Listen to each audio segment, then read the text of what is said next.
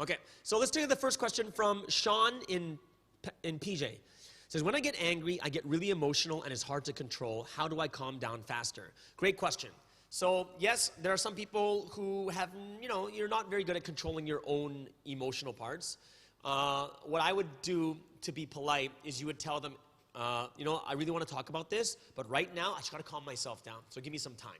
So tell the person first, then go off and, try to calm yourself down. There's a couple of different ways to calm yourself down. Number one is breathing techniques, right? And I want one of the best ways to calm yourself down, because when you're really angry and you're like, emotional, your heart begins to beat super fast. So one of the ways you can calm yourself down is physically slow your heartbeat by breathing in 6 times a minute. That's your goal. 6 times a minute, deeply in and out, where you only breathe 6 times a minute, and you'll slow your heart rate and you'll calm yourself down. The second one is a good one too, is meditation or prayer. Depends if you have faith or not. Prayer or meditation, when you go into prayer and meditation, it actually scientifically researched and proven to calm you down and even lower your blood pressure. So that's another good thing that you can do, okay? So those are 2 things I would, I think, Sean, you should just practice them. Practice them, right? Once you practice them, it's great, right? And remember, it's like a muscle. You got to keep practicing it. It might not work in the beginning, but keep practicing so that you get better and better. Great question, Sean. Let's go to the next question. Next question is Catherine in KL. How do I find a good mediator? Can it be a friend? Can we have more than one mediator? Cool. All right, Catherine in KL. Great question. How do I find a good mediator? Now, just a couple things you need to know about a good mediator. Number one is someone that you respect. Friends are a little bit tough because friends usually take sides, and that's why friends are they're a little bit biased, right? So that's why I do recommend someone you trust when it comes to advice. Someone you can get advice from, right? Someone you trust on both sides, right? So you can have more than one mediator, but the moment you have more than one, the harder part is those 2 mediators have to be able to communicate really well too. So in the beginning, I do recommend to make it simple to have one mediator that both sides trust, that both sides respect. Like for instance, at church, a lot of times people would confide in me as the pastor, that I would be unbiased and I would look at both situations properly and then be able to help them out on both sides, right? So it's finding a good mediator, someone not like a friend, like that type of trust. It's a trust of someone you know that thinks higher than you and can give you great advice and can calm the situation down. So that would be my best advice for you, Catherine. But this is a really, really good question. Let's go next question. Next question is Heidi in Penang. Says, I have a really hard time forgiving someone because I don't think I can trust them again. How do I let go of the past offense and move on? Wow, okay. Forgiveness is, wow, we can do another whole topic on this one. But we'll have another topic on this one. But the one thing you need to know, Heidi, is one thing that might be holding you back, it doesn't mean you have to trust them again. Trust is not something you just give back to someone. Trust is earned, right? So if someone breaks the trust, you could still forgive them, which means that, yes, I forgive you for what you've done to me. That's fine.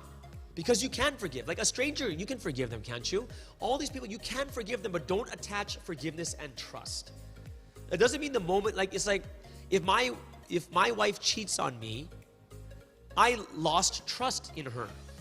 I can forgive her, and I'll forgive her and say, yeah, I understand, you're really sorry. I see that you're really sorry about this. I forgive you.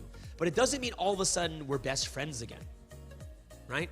Trust and forgiveness are not like combined together, right? It's something that people earn back, right? And you can still forgive without getting the earning, like without, the trust and the forgiveness are separated, where you can forgive them, you can still treat them nicely, and you forgave them for it, but getting the trust back, you want to separate that. And that could be one of the reasons why it's hard for you to forgive, because you're attaching trust with forgiveness where it doesn't have to be together, okay? Great question, Heidi. I hope it works out. Next question. From Lilia, all the way in Deutschland, from Germany. What can I do if I don't know exactly what I need to let go of? Wow, okay, that's a good question. If you don't know exactly what you need to let go of, I would actually, because like, I'm assuming, because from this question, I'm assuming that there is something that you're like anxious about, or something you don't feel good about, or something like, oh, what's going on? What's happening? You know, like, why do I feel so trapped? And there could be multiple different reasons. And one of the reasons I didn't talk about today, like I'm not saying this is a reason, but there's multiple reasons that Lilia, part of the things that could happen is you might actually have something that you did wrong, right? That you still hold guilt towards, right? That you just didn't realize. Like there's tons of different things, but another one is sometimes we have things that we did wrong and we just kind of like treat it like it was nothing and you just kind of move on. But a lot of people were hurt along the way or things are happening. There's one reason. Another thing you can do that I probably recommend also, this will probably lead you towards those things is, if you're a person of faith, well, Lilia, I know you in Germany. So Lilia, for you, one of the big things you can do is meditation and prayer. And with meditation and prayer, we do ask God and say, God, okay, God, there's something holding me back. I wonder what it is. We wait for God to speak to us. People in meditation, when they think like, oh, what is the thing holding me back? A lot of times when your mind becomes very clear and reasonable, we begin to slowly go back and see things bit by bit, right? And that's actually a very good thing. And if that doesn't work, if you really need help with it, like to something to pray or meditate about, I would say ask someone close around you. Right? Like ask them, hey, have I done anything wrong lately? Wow, you know what? Is there something that, oh, you know, you have people around you? Because put it this way, no one sees their own face. Well, unless you have a mirror, right? Right? But in most cases, no one sees their own face, which basically means usually it's the people around you that see your face. In the same way, a lot of times our actions and things that we do, we don't see it ourselves in the same way, but the people around us do. And another thing that I would advise is ask those people around you too, and they can help you out also. All right? Lilia, thank you for that question. Let's go to the next one. It is Hannah in Japan. Says, when I decide to fully let go of opportunities, a lot of what ifs come into mind after some time. How to deal with lingering attachments in order for me to achieve the greatest sense of letting go. Wow, good question. Because you know, one of the big things that happens to me, it's like when you get a bubble tea, I order it, and then I look back like, oh, I could have ordered that instead. When I see someone else walking by with another one. When you buy a phone or a big purchase, what do you always think of? You always think of, oh, is it cheaper somewhere else? And you keep, after you bought the phone or the laptop, you start looking somewhere else instead, right? You're looking like, oh my gosh, is there a cheaper laptop out there? And this is something that we do all the time. It is, right? And the one thing that you can is like, well, I already decided to let go of this opportunity. But they're like, oh, what if this and what if this and what if this? And the answer is true. It is true. There are a lot of what ifs. But the one thing you have to get in your mind is this. There are tons of what ifs, but there is no guarantee that it's successful and there's no guarantee that it's a fail. There's no guarantee.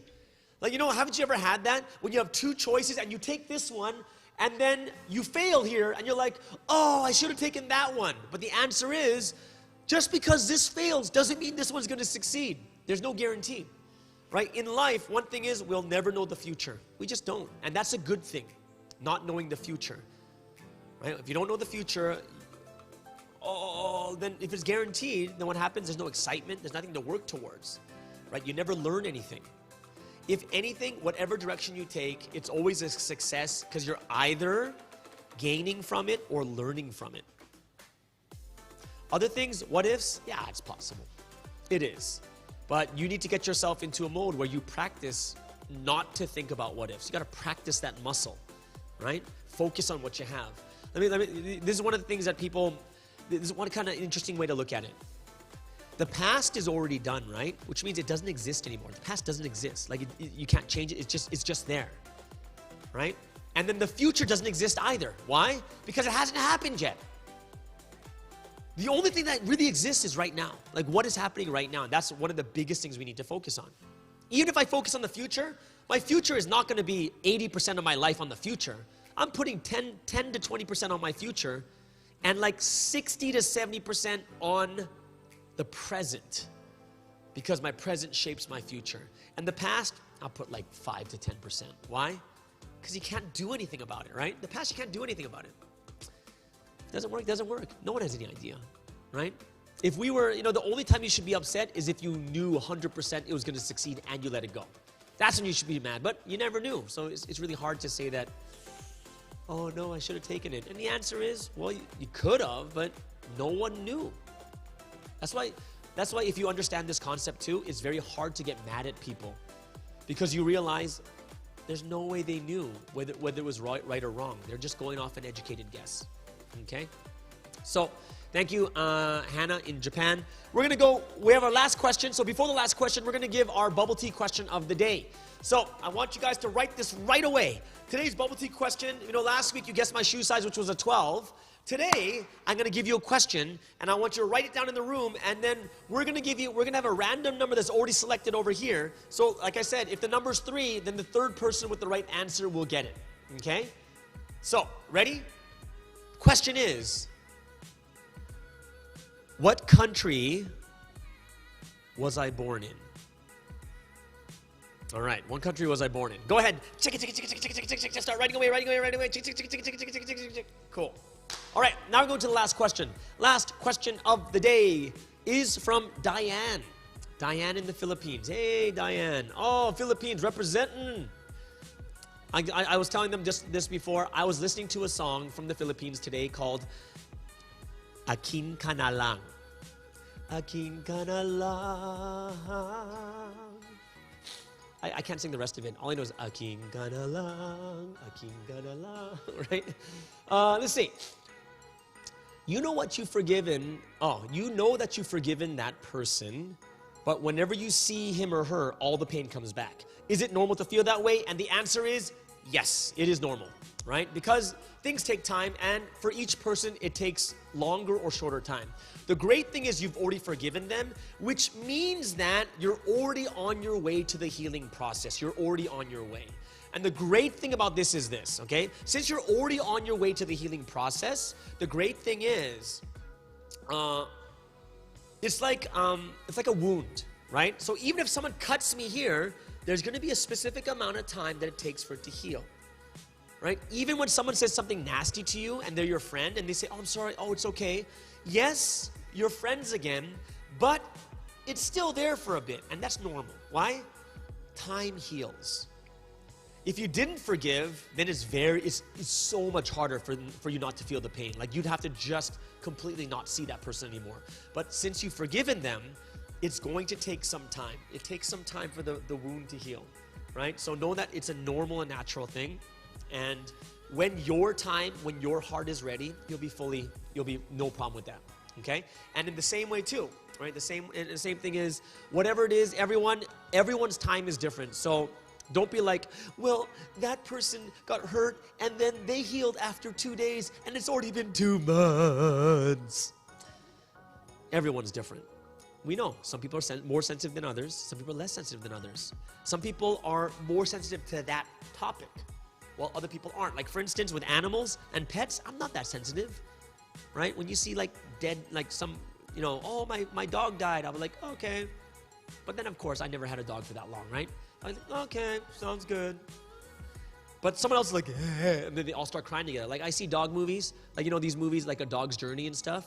Everyone's crying in there. I'm like, why is everyone crying? And because they all have pets and they understand it. And I never really had like a dog. I really want one though. All right, let's go. Is this the last question? All right, one last question. Hannah in the Philippines. Wow, another Filipina. From Hannah in the Philippines. It says, sometimes it's not your fault actually, but the person didn't realize that they've done wrong to you. And in the end, you ended up being the one to say sorry and it hurts. What to do? Well, this comes into relationship dynamics.